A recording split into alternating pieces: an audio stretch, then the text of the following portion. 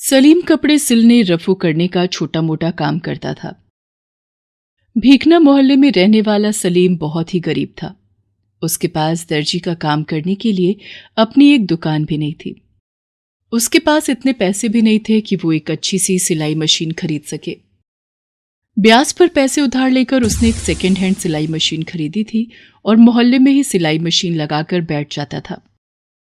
उसकी ऐसी हालत देखकर लोग ये सोचकर उसे कोई बड़ा काम नहीं देते थे कि इसे ज्यादा कुछ सिलना नहीं आता होगा, इसलिए उसे छोटे मोटे काम ही मिला करते थे, जिससे सलीम की बहुत कम कमाई होती थी, जिससे उसके परिवार का गुजारा बहुत मुश्किल से ही होता था।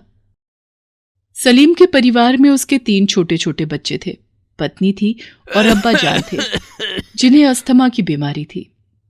सलीम की मां कुछ साल पहले ही चल बसी थी।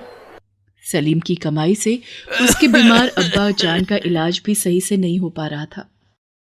घर में बच्चों और ससुर की देखभाल करने के कारण उसकी पत्नी भी घर से बाहर कोई काम नहीं कर पाती थी, जिससे कुछ कमाई हो सके। उस दिन सलीम के पास बहुत कम ग्राहक आए थे, तो कमाई भी बहुत कम हुई थी। शाम को काम खत्म होने के बाद रात के खाने के लिए 1 किलो आटा लेकर सलीम घर पहुंचा। सलीम के अब्बा जान घर के बाहर चारपाई पर लेटे हुए खांस रहे थे। जैसे ही सलीम घर पहुंचा, सलीम के अब्बा जान ने उससे कहा, आ गए बेटा? जी अब्बू। मेरी दवाई खत्म हो गई है बेटा, मेरी दवाई ले आ बेटा। सलीम मन में सोचता है, आज तो कुछ कमाई नहीं हुई, जो पैसे कमाए थे उसका आटा ले आया, अब अब्बू के लिए दवाई कहां से लाऊं। लेकिन अब्बा जान को अच्छा कहकर सलीम दवाई लेने घर से बाहर निकल पड़ता है। दवाई के लिए पैसे कहां से लाऊं, ये सोचता हुआ सलीम दवा की दुकान पर पहुंचता है। दवा की दुकान पर पहुंचकर सलीम पिता के लिए दवाई ले लेता है। दुकानदार जब उससे पैसे मांगता है तो सलीम अपनी जेब टटोलने लगता है। सलीम के पास जेब में सिर्फ 5 रुपए थे। सलीम चौंक जाता है और सोचता है, अरे मेरी जेब में तो 15 रुपए थे, बाकी पैसे कहाँ गए। सलीम फिर से जेब टटोलता है और या अल्लाह, अब मैं क्या करूं? अब्बा के लिए दवाई कहां से लाऊं? सलीम मन में सोचता है कि दवाई वाले दुकानदार से कहता हूं कि दवा उधार दे दे, मैं पैसे थोड़े दिन बाद दे दूंगा। भाई साहब, आप ये दवाई अभी मुझे उधार दे दो और पैसे मेरे खाते में जोड़ लो, मैं 2-3 दिन में आपके पैसे दे दूंगा। ठीक है, लेकिन 2-3 दिन से ज्यादा का टाइम नहीं दूंगा, पैसे दे देना। जी ठीक है भाई साहब। इतना कहकर सलीम दवाई लेकर घर की ओर निकल पड़ता है।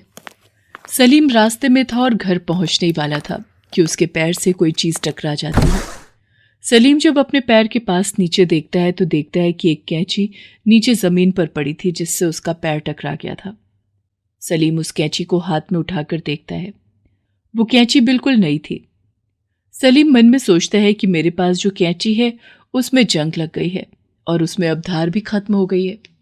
उससे तो कपड़े भी ठीक से नहीं काटे जाते हैं, क्यों ना ये कैंची मैं अपने साथ ले चलूं। और सलीम उस कैंची को अपने साथ घर ले आता है।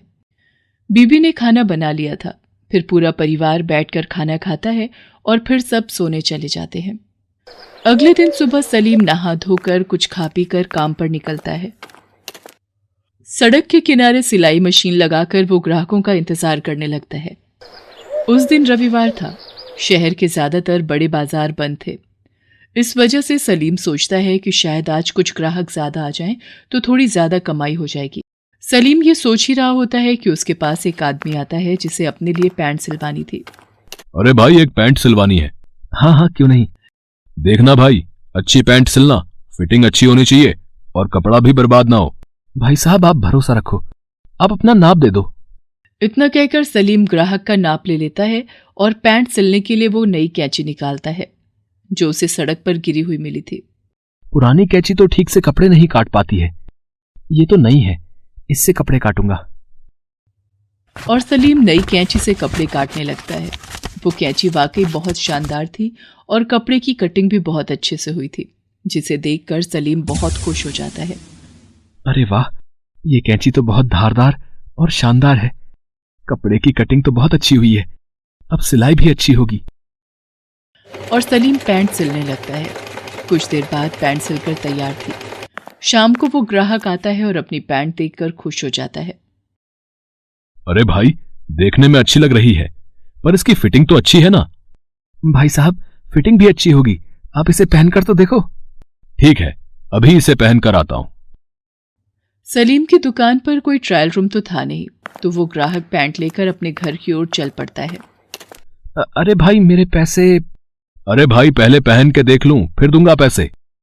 सलीम मायूस हो जाता है लेकिन कुछ कहता नहीं है। थोड़ी देर तक इंतजार करने के बाद जब वो ग्राहक लौट कर नहीं आता है तो सलीम सोचता है कि अब घर चलता हूँ, रात हो गई है, अगर किस्मत में होंगे तो मुझे मेरे काम के पैसे जरूर मिलेंगे। यह सोचकर सलीम घर की ओर निकल पड़ता है। रास्ते में सलीम सोचता है कि आज तो सोचा था ज्यादा ग्राहक आएंगे और ज्यादा कमाई होगी, लेकिन आज तो कुछ कमाई नहीं हुई। जो काम किया उसके पैसे भी नहीं मिले, दवाई वाले के पैसे भी देने हैं। ऐसे ही चलता रहा तो 2-3 दिन में कहाँ से पैसे लाऊंगा। ये सोचता हुआ सलीम घर पहुंचा। उस दिन सलीम का मन बहुत उदास था।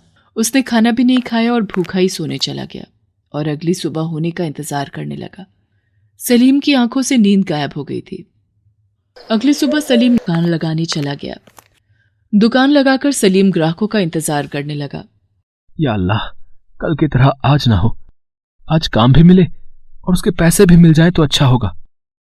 सलीम ये सोच ही रहा था कि उसने देखा कि सामने से वही कल वाला ग्राहक आ रहा है। ग्राहक सलीम के पास पहुंचा और कहने लगा, माफ करना भाई, मुझे कल आने में देर हो गई। जब मैं आया तब तक तुम जा चुके थे। तुमने जो कल मेरे लिए पैंट की सिलाई की थी वो बहुत अच्छी है, बहुत अच्छी फिटिंग आई है। ये रहे तुम्हारे पैसे, और ऐसी ही एक और पैंट का कपड़ा लाया हूं, उसे भी सिल दो। सलीम बहुत खुश हो गया। हाँ हाँ, क्यों नहीं। अब सलीम के सिले कपड़ों की चर्चाएं होने लगी। अब उसके पास ज्यादा ग्राहक आने लगे। सलीम को लगने लगा कि ये सब उसकी इस नई कैंची की वजह से हुआ है। इस कैंची में जरूर कोई जादू है। जब से उसने इस नई कैंची से कपड़ों की कटिंग करनी शुरू की है, तब से कपड़े बेहतरीन सिलने लगे हैं और उसके पास ज्यादा ग्राहक आने लगे हैं, जिससे उसकी कमाई भी बढ़ गई है। सलीम को अब ज्यादा काम मिलने लगे थे। उसने दवाई वाले दुकानदार का उधार चुका दिया था। थोड़े थोड़े पैसे इकट्ठा करके उसने सिलाई मशीन का उधार भी चुका दिया। अब सलीम ने अपनी एक छोटी सी दुकान भी किराए पर ले ली थी और अब वो दुकान में सिलाई का काम किया करता था। घर में अब खाने पीने की दिक्कत भी नहीं थी और समय पर दवाई मिलने की वजह से अब्बा की सेहत भी सुधरने लगी थी। ज्यादा काम मिलने की वजह से सलीम को काफी मेहनत भी करनी पड़ती थी, लेकिन सलीम मेहनत से घबराया नहीं और खूब जी जान लगाकर काम करने लगा। अब सलीम घर पर रात जागकर उसी जादुई कैंची से कपड़ों की कटिंग करता और दूसरे दिन दुकान में उनकी सिलाई करता। इस तरह से धीरे धीरे अपना कारोबार बढ़ाते हुए सलीम ने अपनी एक छोटी सी बुटीक खोली। अपना हाथ बटाने के लिए एक कर्मचारी भी रख लिया। सलीम दिन रात खूब मेहनत करता और उसकी बुटीक में एक से बढ़कर एक डिजाइन वाले कपड़े होते थे। सलीम की मेहनत रंग लाने लगी और सलीम ने शहर के एक बड़े मॉल में अपना एक बुटीक खोल लिया।